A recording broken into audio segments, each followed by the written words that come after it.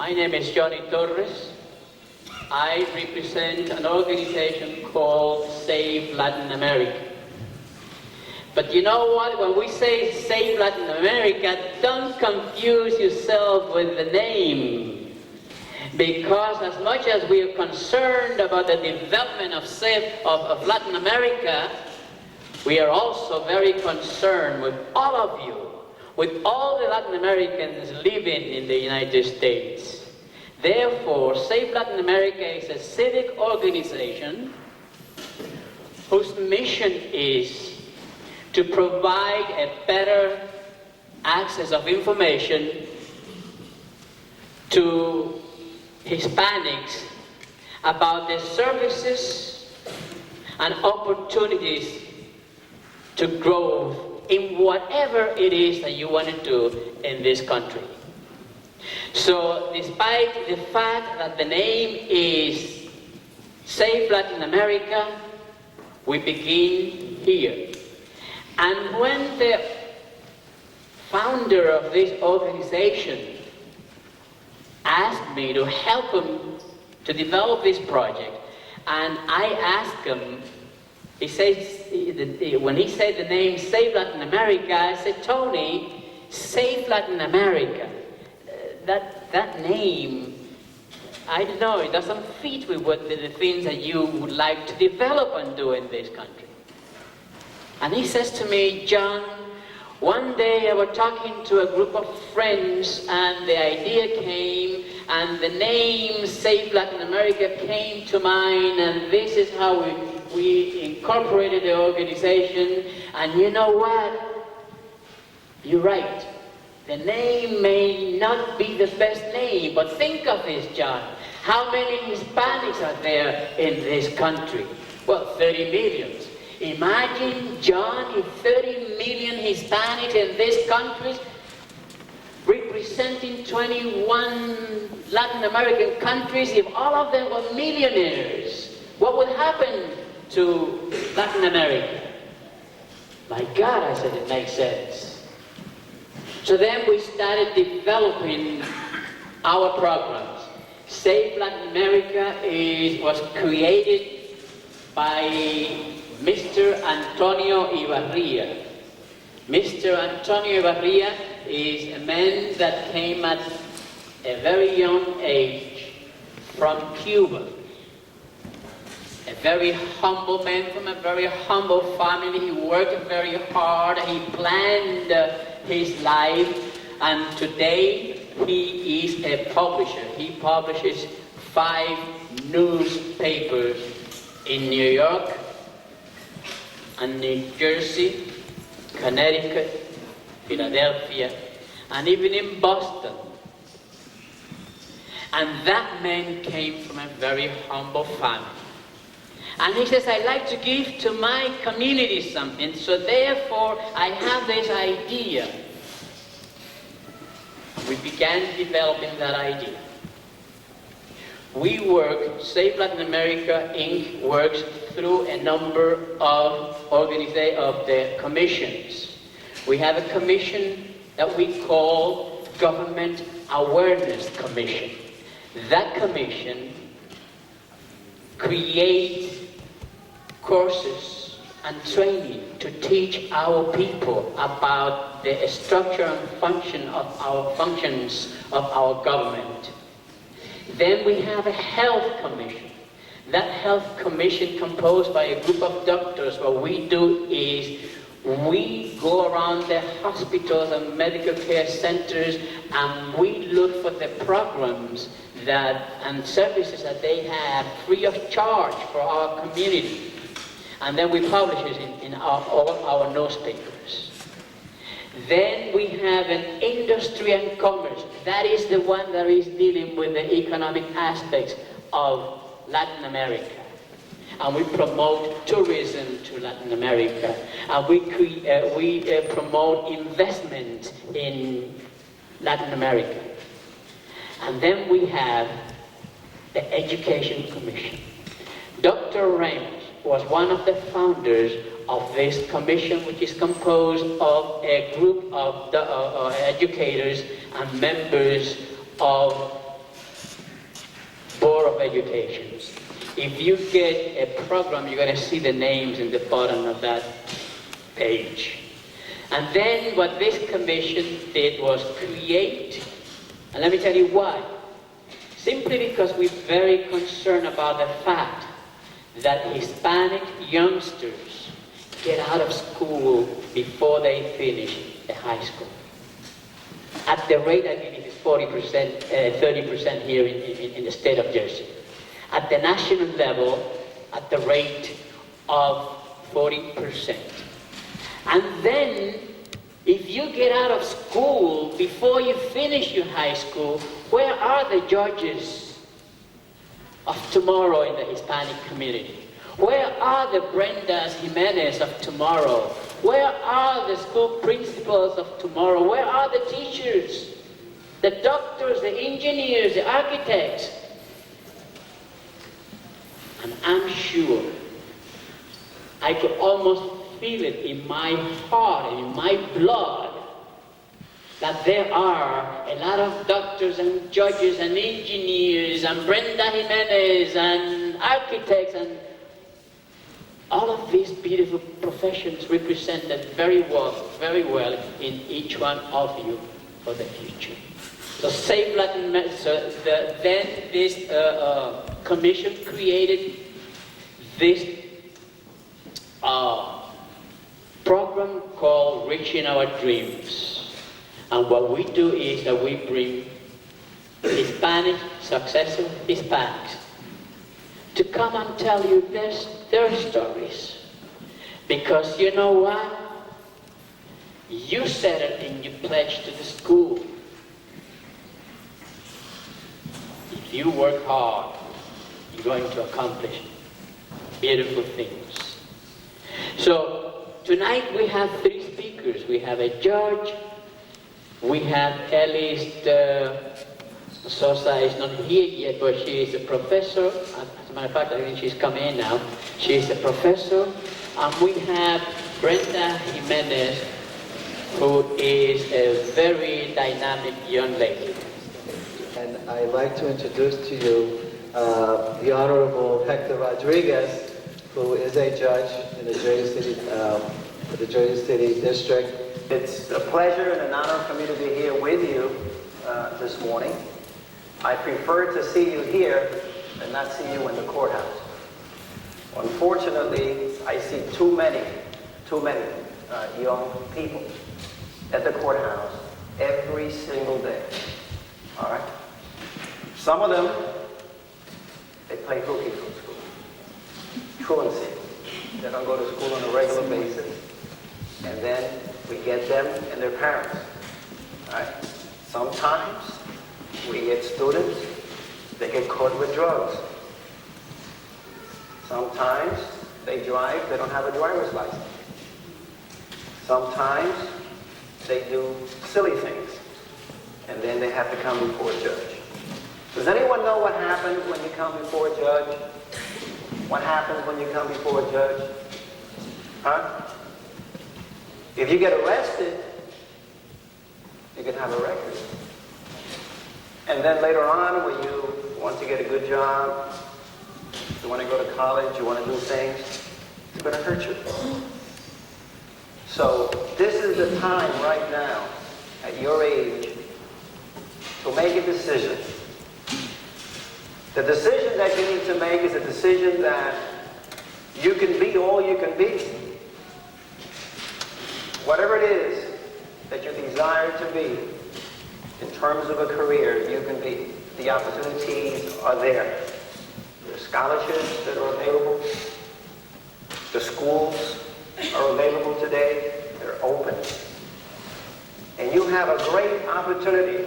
You are at the beginning of probably one of the best centuries for the United States. So that if you stay in school, stay away from drugs, if you study, if you stay away from trouble so that you don't get arrested, you can have a lot of opportunities. I want to tell you a little bit about myself so that maybe you'll have an idea more or less where I'm probably not too much different than some of you, all right, regarding my background and how I was able to get the education that I did get, also get the position that I do have as a judge here in Jersey City. First of all, I was born in Puerto Rico. Puerto Rico is part of the United States. So when I was born, I was already born a U.S. citizen. So I didn't have to apply for any naturalization papers. It was just as if I was born right here in New Jersey. I went to school in Puerto Rico till the 3rd grade. Then I came to the United States with my parents, and I started school, grammar school. You know what language they speak in Puerto Rico? And you know what language they speak in the schools here? English, right? Primarily. So guess what happened to me when I came to school? I couldn't speak the language. So can you imagine going to a school in the 4th grade, 3rd and 4th grade, going to a school and you can't speak the language? And you know, when I came to school, they didn't have bilingual education. They didn't have any transitional programs. It was either you swim or you sink. Well, it was tough. At what grade do you learn the ABCs? Kindergarten? Pre-kindergarten? Well, I was learning the ABCs in the 4th grade. A, B, C, D, E, F, G. Pretty bad, isn't it? All right? So I had to study very, very, very hard. It was so bad that when people spoke, I had a different idea of what they were saying. How many of you know what buttermilk is? Any of you ever had buttermilk? Buttermilk? How many of you know what yesterday is? Yesterday. Anybody know what yesterday is? You know, right? Well, let me tell you. One time, my parents took me out to an amusement park. And they asked me, what did I want to drink? What did I want to eat? I looked at the board that said what they were selling.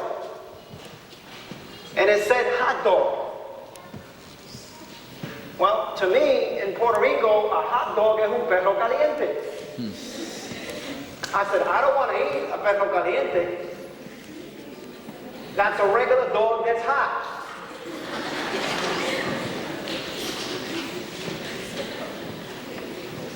Then I looked for the drinks.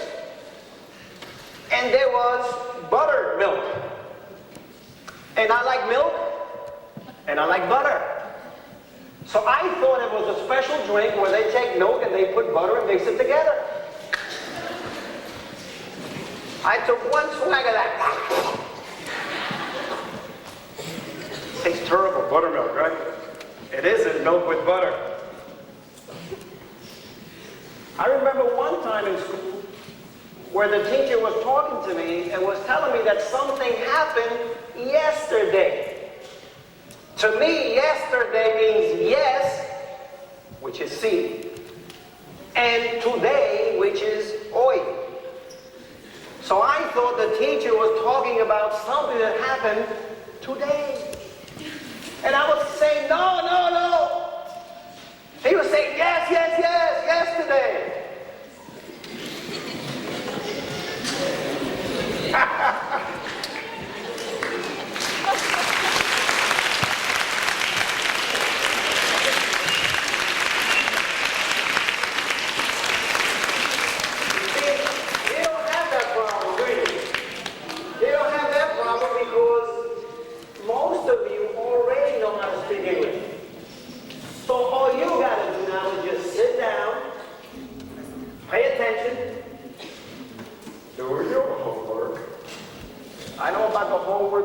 Between the parents and the students when you go home, and how sometimes you tell your parents, Do you have any homework? Oh, no, we don't have any homework this week.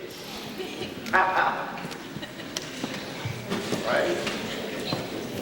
But you know, it's very important that you take the time to pay attention to your teachers.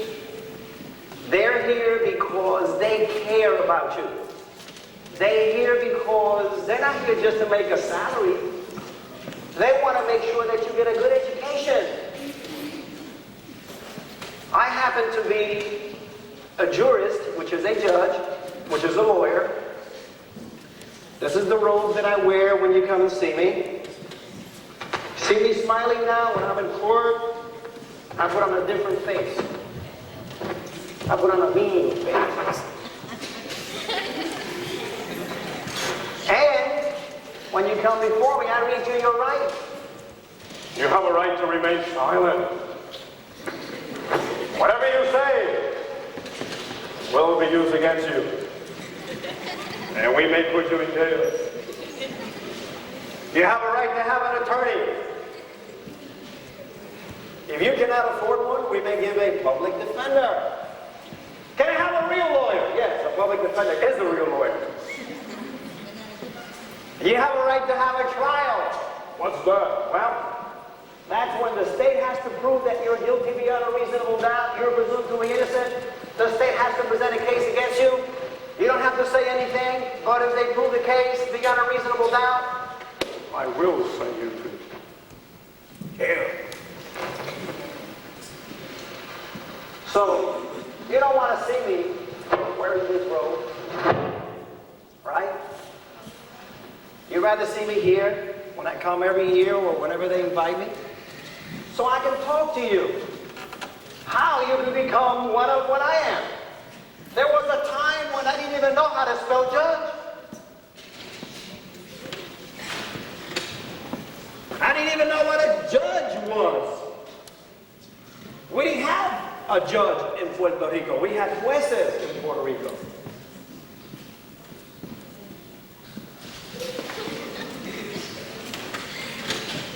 So,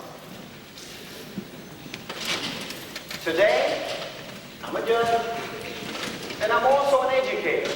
I also teach in 2 universities. I teach at New Jersey City University. I teach business law there. I also teach criminal law at Montclair State University. And I'm also a visiting lecturer at Rutgers Law School. I'm also taught, believe it or not, the 5th, the 6th, the 7th, the 8th, and the 9th grades. And I prefer to teach at the university. You guys are tough. You guys are tough.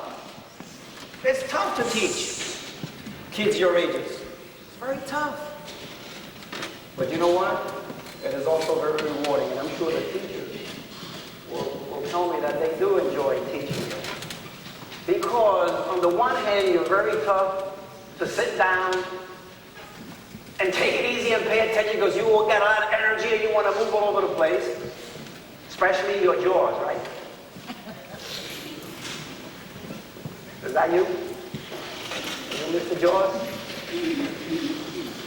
But it is important that you pay attention in class, you do your homework. It is important that you develop a goal.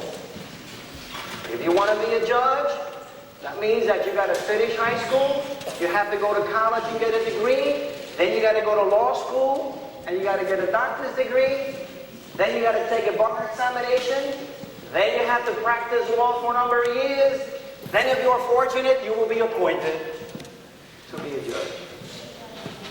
And then once you become a judge, then you can come back and speak to the students like I'm doing. You know, you are the future. You're the future of America. You're the future of Jersey City. You're the future of Hudson County. You're the future of New Jersey. So if I leave you with anything, that is that if you set goals, you can reach them. But you're going to have to work hard Gonna have to stay in school, number one, and you're gonna have to stay away from drugs. Stay away from drugs. Say no to drugs. Illegal drugs. I'm not talking about when you go to the doctor and they give you medicine, not those drugs. I'm talking about illegal drugs. Marijuana, cocaine, heroin, etc. Or any other psychedelic drug.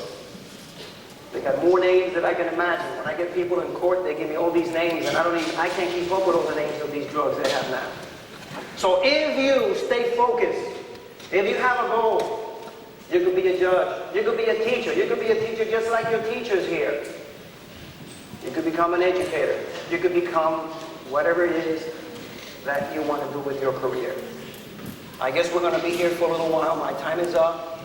We'll be here for a little while. If you need to ask any questions, I'll be more than happy to answer your questions. And if any one of you want to visit the courthouse, you let me know, and I will make arrangements so that you could visit the courthouse. And if any of you would like to visit the prison, the jail, I'll be more than happy to take you, either for a morning or an afternoon, so you can see how nice the accommodations are. Air conditioned? Nah. Okay.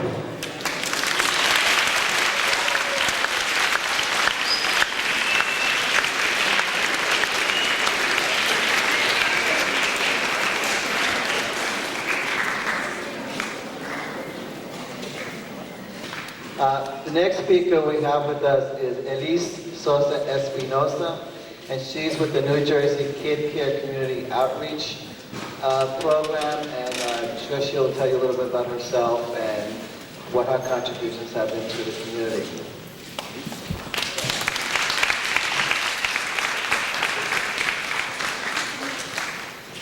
Can you hear me? Yes? Yes. How are you? That sounds fine. Did you have breakfast?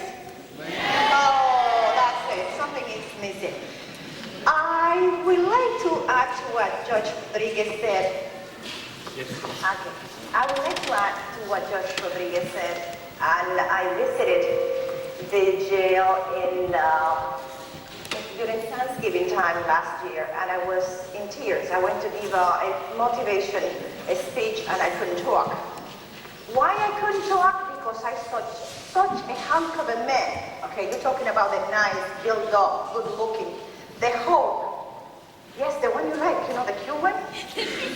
And it was amazing to see. I went to the prison, the eastern one that is near the Newark airport, and I saw the most horrible pictures someone can see. They put me in a room with 1,200 men. Okay? They were all young people.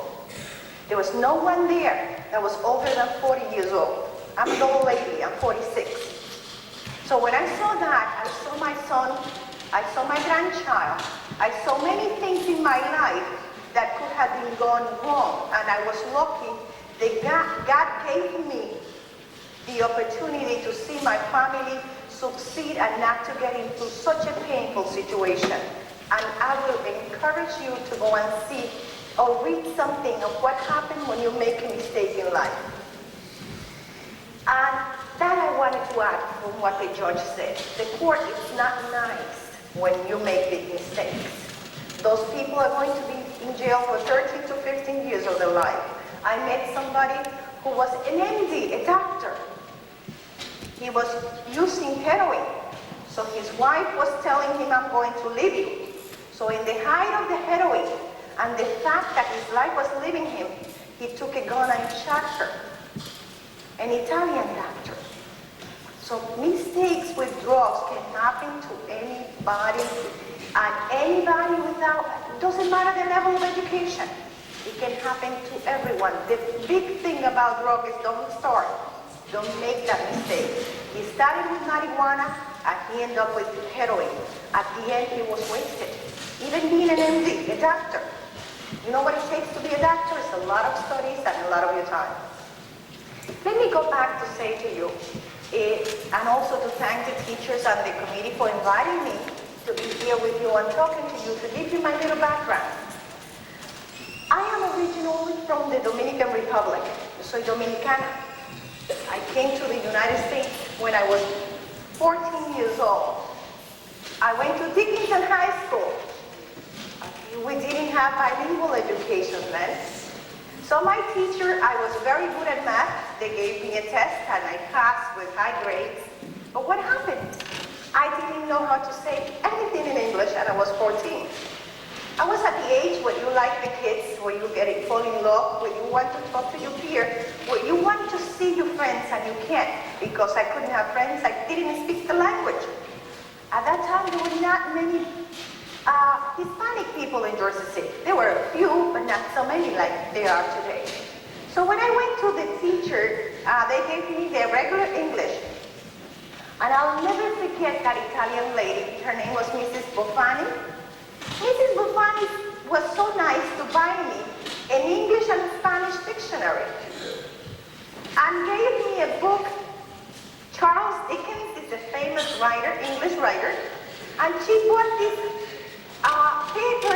paperback book and gave it to me for the English class. It was called The Tale of Two Cities. I'll never forget that book. I still have that book at home. That book is my life because that book was my suicidal, my pride, my ego, my pain, and my suffering. When I say suicidal, imagine what I mean by that. It's not the word that I thought about suicide. I'm talking about the word of failing. I didn't want to fail. For me to fail was to die. I never failed in a class before. I came as an honor roll student. When I came here, I was so frustrated. So I had to translate this book from English to Spanish, word by word. So imagine the book is this thick. It was 7 months of every night, spending all my nights studying. I was sick, but I did it. What is the difference of trying to do something that you cannot do it, and you feel you cannot do it? It's knowing that you have the stamina, you have the capability, and I did it. And to tell you my story, making it short, I got a B in English. I don't know how I did it. I learned English. I don't know how I did it. We didn't have a special education courses. We had to go from the pure to the maximum, and no one dedicated time to me to explain me anything. Then I went through the whole semester. I did all what I had to do, but it was the decision of making it.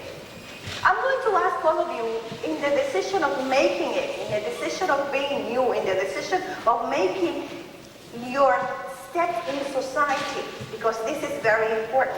I would like to ask you a question. How many of you remember or know what your grandfather did or your grandmother did professionally? Raise your hand. How many? How many of you know the history of your grandfather? How many of you are proud of that history of your grandfather? Raise your hands. Now, how many of you know the history of your great-grandfather? You see, the hands become smaller and smaller. Why? And that's going to happen to you. What is going to be your history in life? What are you going to do with yourself? What is that you are going to leave to your children to remember? Let me tell you a secret also why our society is in so much difficulties. We have forgotten the function of what is the mission we come to this world to fulfill. As you see the judge, he started as a teacher, but he had better, bigger dreams. Not because being a teacher is not a good dream, but I'm saying he wants to complete his mission. The mission to change society. What is your mission in life? It will be very good to know what is the difference between a mission and a profession. A mission is the ability to utilize your potential for the better of humankind. That is a mission. You have to be good because you have to do the best because it's you. You want to leave a step, you want to leave something to people to remember you as the future go ahead. You want your children to know that you're not a failure because every man has a history. You don't want to make the mistake of others because you are going to regret it. Don't you know how good you feel when you're doing something great and people congratulate you? All of us like to be congratulated all our lives. They're going to be very difficult times. I teach at the college. I teach bilingual education. I'm also a biologist. I am a zoologist, those who love animals, but I decided to go into bilingual education. Why? Because I didn't want somebody to suffer what I went through. I still feel like crying because I don't want to forget how difficult it was for me. And you are so lucky. You have inherited a country now that is multilingual. For those of you who are bilingual, you have inherited a country that Martin Luther King paved to change with the 60 and give you equality, and many other leaders. You have to take advantage of that. You have to pay with the success. The price of success is your payment. You don't have to suffer. This is fun for you. The only reason why I went into bilingual education is to make sure we will have a place for those who come and not able to speak the language like the judge when he came, that he didn't know what was buttermilk. I can tell you a little story what happened to me. When I was 15, I had to go to the medical center for an emergency to take my mother. So I met a very nice-looking young guy. He asked me for my telephone number. What happened? The girl who was with me, I couldn't say it. I didn't know how to say it. So the girl who was with me gave him her number. From there, with that experience, I said to myself, nobody in my life will ever speak to me. Speak for me. I have to speak for myself. So that was a very negative experience, especially at that age. She gave her number, not mine, because she liked it. Well, the story is there are more men around, but that was a painful experience because I said to myself, no one ever will speak to me for me. I hope you have in your life that no lawyer ever will speak for you. The system is not nice when you make a mistake. It's not worth it. The payment that you have to pay is too painful because you are going to miss your most valuable thing, which is your freedom, your ability, and your ability to think. Because when they confine you in jail, you are totally eliminated as a human being. And also, when I'm talking to you about your dreams and your mission, start planning. I will suggest to you to write in a piece of paper, perhaps in an index card, next to your night table, what is that I want to be? How do I see myself 5 years from now?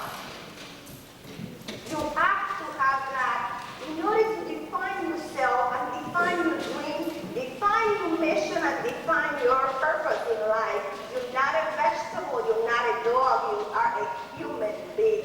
And humans have a special dimension that animals don't have. The capability of domination, the power of being something and deciding for themselves their future. And their future has to be defined at a very, very early age. If you don't define You are going to start too late. As you see technology developing, as you see the life of the society changing, you know 1 year makes a big difference. And one year of not making a decision is a big difference. For you young girls, I have something to tell you.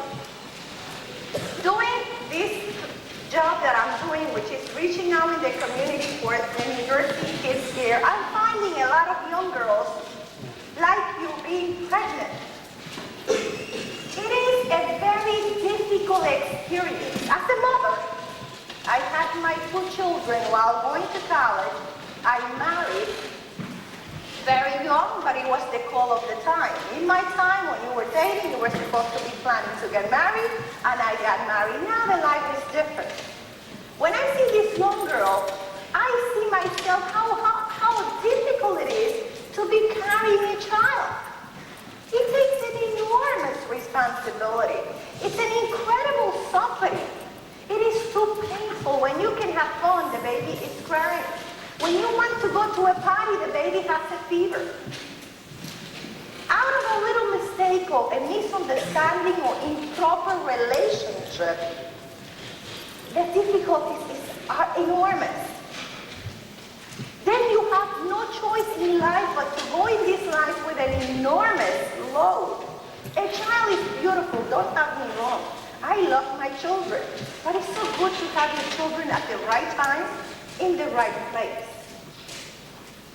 That's one of the most fascinating things that I can see. You are very strong. You're stronger than I am.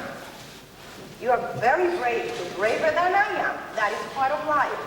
With society, with difficulties, human nature tends to be strong. God doesn't leave you empty-handed. So now you have a lot of willpower that I didn't have. But the willpower has to be directed to the good.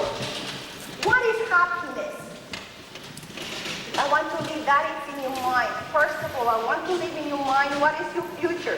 I want you to write this down on your night table, anywhere where you see it every day. What are you going to do? How do you see yourself and how you are going to accomplish it?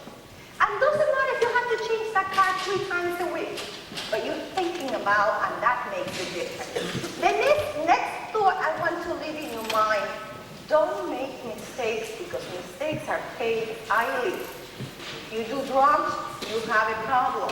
If you get pregnant, you have another problem. And let me tell you the secret. When I see these girls that I fill the application, they tell me, when I ask, where is the husband? I don't know. It's nowhere to be found. So you're going to be left alone. You're going to be another single mom. And being a single mother, it's a very, very difficult task. So I want to give the girl that thought, that fear, because it's fearful to know, to have someone in my office, a beautiful young girl. She looks like a Madonna. She looks like a movie star. Trolling and with a little car and a little baby because she was homeless. The shelters were full to capacity. And we had to find, by just as a charitable situation, to find a house for this lady. This young lady who was only 14 years old ran away from her mommy in Arizona and came to New Jersey with a boyfriend. The boyfriend abandoned her with a little child. And those are the things that you say, no, it's not going to happen to me. I'm not going to do that. Okay, but there's so many things that you're not planning to happen. But if you make a single mistake, it will happen. It will happen. So you have to plan your life, and you have to be responsible for your acts. So don't forget, I want to leave that in your mind. Right? Because you're going to be a grandfather one. You're going to have children. You want the children to remember you, okay? And you want to have a good life and a good history of you that your family and your next generation will take care and imitate, because you will be the imitators of other people. Other people are going to imitate and follow your steps. And your girl, to say no. We women are not better than men, but we make their life better. And the only way we can make their life better is if we do the correct thing. Wait your turn. It will come. Thank you so much.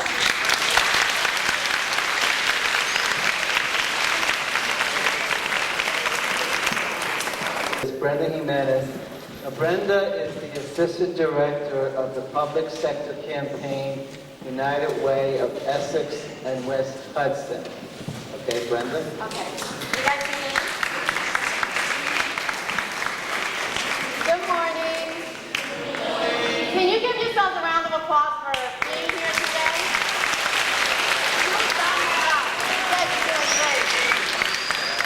I know he just read something that you didn't understand, but basically what I do is in 3 months, between September 15th and December 31st, I raised $2.5 million to help people who need help in our communities, specifically in Essex and West Hudson. Hold your breath. That's what I do. Now, that's not what I wanted to do in my life. I thought I was going to be a doctor. I thought I was going to be a lawyer. And I'm going to tell you a little bit about me because you know what? It wasn't too long ago I was sitting in the chair you were sitting. I'm 23 years old. And I've been working for the last 3 years. And I graduated from college. I graduated from high school and I made it through junior high. And I'm going to tell you something. The only person that thought I could be somebody was my mother, bless her heart. Because everybody else thought that I'd either be pregnant, on welfare, in jail, or dead. And that's what everybody thinks you will be at some point in time, with the exception of people who love you and the teachers who take care of you. Out in the community, there's a rumor that Latino young people will either be recipients of welfare, dead, young parents, and not educated. And you know what? It's not true.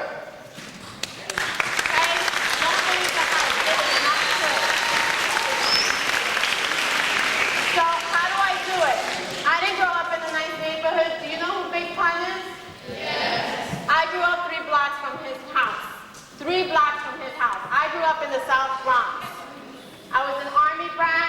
My parents got divorced. I'm the oldest of 3. And you know what? The only thing that my mom did was work all the time to make sure we had bread on the table. And she only had one rule. I don't care what you do in your life, but I don't plan to be a mother, so you can't have any kids, and you got to do something with yourself. Get an education. But that's really hard, and I'm going to tell you why.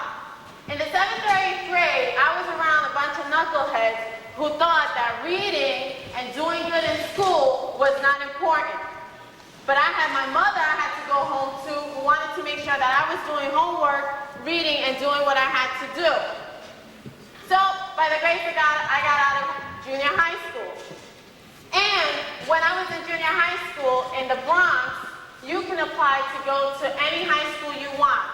And I wanted to go to this high school that was the top high school in the Bronx. Do you want to know what my counselor told me? Don't do it. You're not going to get in.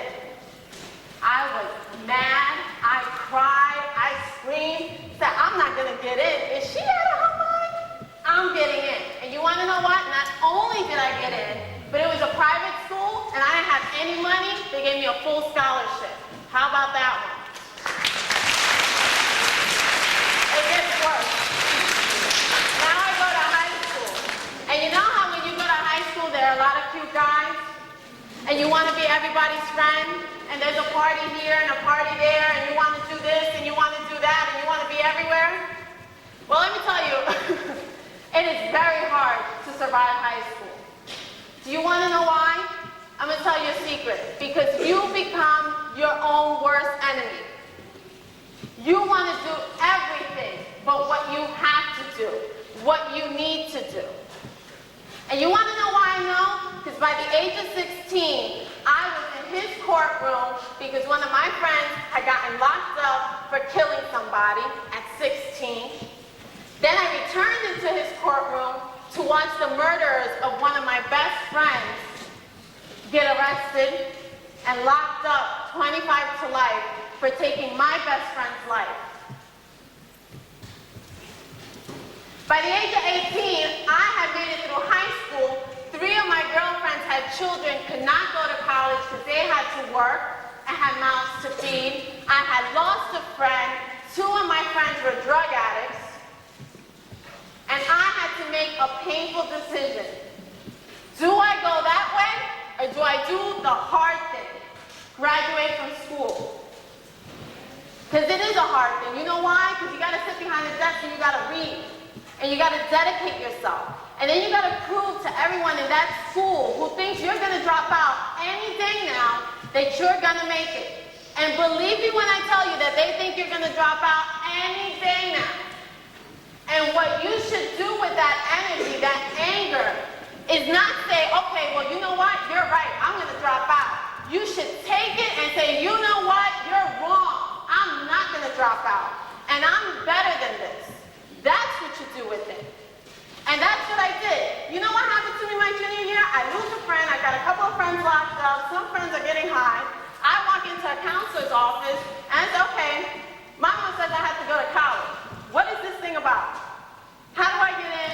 Where do I go? Where do I apply? Because one thing people don't tell you is that you're going to be confused and you're going to be scared. And you know what? That's okay. That's normal. Well, you know what this woman told me? Said, well, Brenda, I think you should consider being a secretary. I think you should find a job. And we should focus your energy on that.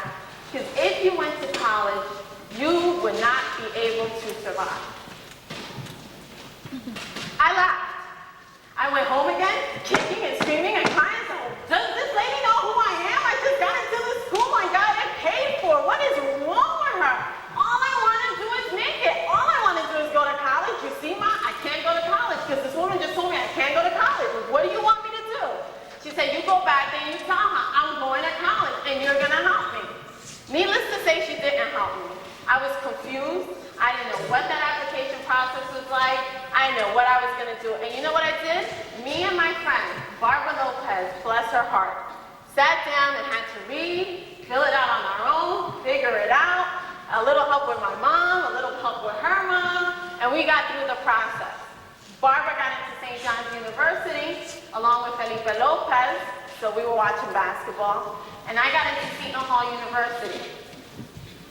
Now I go to college, and you think, okay, you've made it, you've arrived. I don't know how to use a computer. I used to type all my papers through a typewriter, you know, the old-fashioned ones, because I was scared to go to the computer lab and sit behind the computer. I thought I would make it blow up. Like, I knew it. Once I sit in front of this thing, it's going to go boom, and they're going to kick me out of school, and what am I going to tell my mother? Okay, that's all I kept thinking. And college was an experience. You know why? Because they don't want you there either. I'm not going to lie to you. It's tough. But you know what? You have to let them know that you've arrived. You need help, and you will survive. And I did survive. Let me tell you something that people don't understand. You know how you want to have a social life and you want to have a girlfriend and a boyfriend and you want to hang out with your friends and you want to have fun and socialize? Do you want to know the best place that could happen? It happens in college. But the only way you can get there is if you're there studying. My best friend, the cutest guys I had ever seen in my life, and the most fascinating times I had happened in college. Believe me, when I would go home for spring break, my friends were not having more fun than I. They were standing in a corner, hanging out, wasting time. Where I had a place, a forum to socialize and hang out. I'm going to share the last story, which is probably the most painful one that I have for you. And it's about my best friend, Alex. Alex dropped out of school. I graduated, he came to my graduation. We fought with him all the time. Go get your GED, go back to school, do something with your life. I went to college. I used to talk to Alex every day because I was homesick. And I would say, Alex, I miss you so much, I shouldn't have come here. And he would say, Brenda, you know what, hang in there, you're gonna do it, you can make it. I know that you can do it. None of us did it, and you did it. Halfway through my freshman year, Alex says, you know what, I'm going back to school. He went and he gets his GED. In the process, his girlfriend gets pregnant. Now he has a little baby girl. But you know what? He went, got his GED, he got a job, he started working. And my second year, like a year and a half later, he called me and goes, you know what? I think I'm gonna go get an education because my little girl, she needs help. She needs for me to give her something. So he's going to school. So now I've got both of me, my friend Barbara, and Alex are in school. Yes, we're making it. We're beating it. I go home 7 months later for Easter break. And you know how you go to your house and your mother goes, vete a la bodega, go get me some milk? As soon as I got to my house, my mother said, vete a la bodega, go get me some milk. And I went around the corner and went into the bodega and saw my friends. I mean, I hung out in this neighborhood. I grew up there. Hi, Chocho, Choco, Vanilla, what's up, whatever, da-da-da. You know, I came from the neighborhood you came from, all right? Oh, Tito, Nino, you name it, that was it. And I saw my friend Alex. And I dropped my milk, and we're jumping around, and he's making it, and he's on break, and he's going back to school, and his little girl was growing. And I go back into the store because I forgot the eggs. And while I'm in the store, paying the eggs, you hear blah, blah, blah, blah, blah, blah, blah, blah, blah. And everybody in the store ducks. So of course, me being the nosy body I am, you know that lasts about 10 minutes that you're in the store, and then you want to go see what the heck was that. And I leave the store, and there's a crowd of people around. You know how people crowd around whatever happened? And I'm like, well, I want to see. They in my way. Started fishing, whatever. And my friend Alex is lying on the floor. And I started screaming, and I started crying, and I grabbed him in my arms, and I want somebody to take off their t-shirt. I want them to put it on Alex. He's bleeding everywhere. How can this be happening to Alex? Why? Why is this happening to my baby? Why? This is my boy. He's doing the right thing. Why? Alex got into an ambulance. I ran home, and of course you find, ¿Qué cosa sangre? What happened to you? What did you do? I told you not to hang out. And you're like, it's not my blood. We need to get to the hospital. And my mom and I get in the car, and we go to the hospital. When I get there, Alex is gone already. He left behind a little girl, but you know what he left behind? He left behind dreams and hopes. He was doing the right thing, and he was gone. And that's the reality of your life. That's the reality of life in the neighborhoods that we live in, where we are from. And that's okay. But you have to make sure that you do something better for you. Because Alex figured it out, and he was doing the right thing. And is it worth it? Yes. Because all we remember is that Alex was doing the right thing. And that's why you always do the right thing. And you don't do it for anybody else. You think that Alex did it for me? He was really doing it for himself. And he was a better man because of it. I'm going to leave you with one more thought because I want to say this story. I love this story to pieces. You know why you got to learn your history? And you know why you got to read? I'm going to tell you why. All of you know who DMX is, right? Yes. You like his music? Yes. Because I jam it in I'm not going to lie to you. I go to work and it's with DMX. Love him to pieces. No problem. It's just music.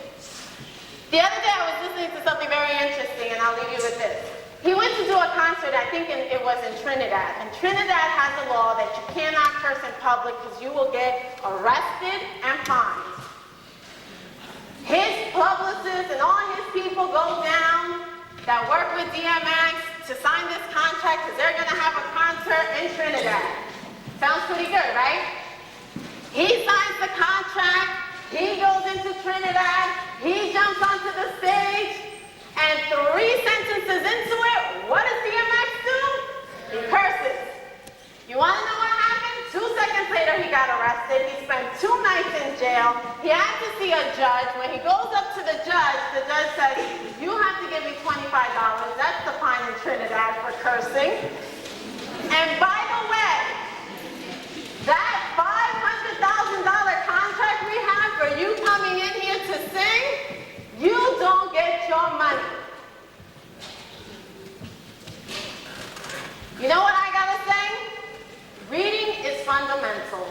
Because in that contract, there was a clause that said that he could not curse while he was singing in the concert. So I don't care what you want to do in life. You could be a rapper, you could be a singer, you could go into television, be something like a doctor, a lawyer. If you don't educate yourself, you will always get the short end of the stick. Because DMX had no problem firing his entire staff. Entire staff. Understand? So it's not just happening to people you don't know. It happens to the people that you know about. It impacts your life every day. So you think that all these guys are cool, whatever, they have to get educated, because if not, they lose out big. Okay? One more thing, and I'm gonna go. Can you say this for me? QPO. QPO. You wanna know what it stands for? Quality persons only. Can you say that? Quality persons only. That's how you get ahead in life. You hang out with people of quality. Anybody else that's not going to help you or do any good for you, get rid of them. They're going to mess up your dreams and they're going to get in your way. Life is difficult as it is. Do not find a partner that's not going to help you. QPO. If your girlfriend is bringing you down, get rid of her. If your boyfriend is not helping you, get rid of him. And whoever doesn't help you get closer to your dream, whatever it is, get rid of them. Why? QPO, okay? Quality persons only. Thank you.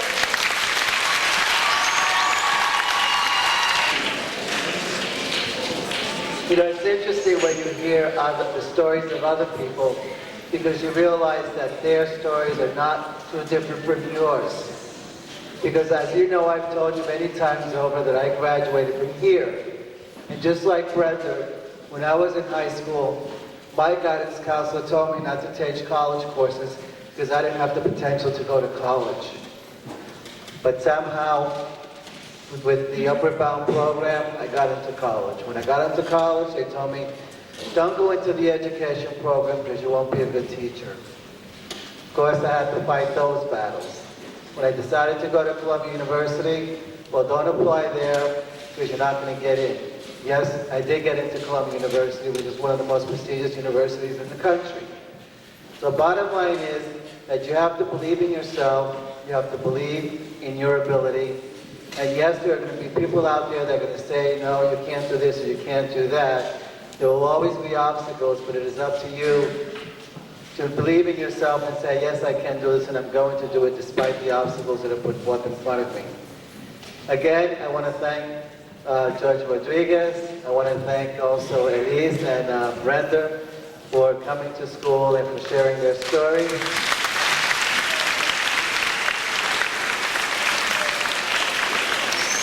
And Mr. Coleman for bringing the program to the school.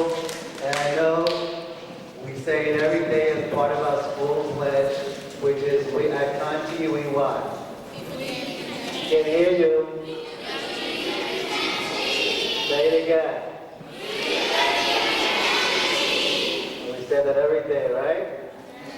Okay. This will be the end of the program. Teachers, you can return to classes. So thank you, guys. Turn sideways. Be careful si se cae, Tony. Okay, Colleen.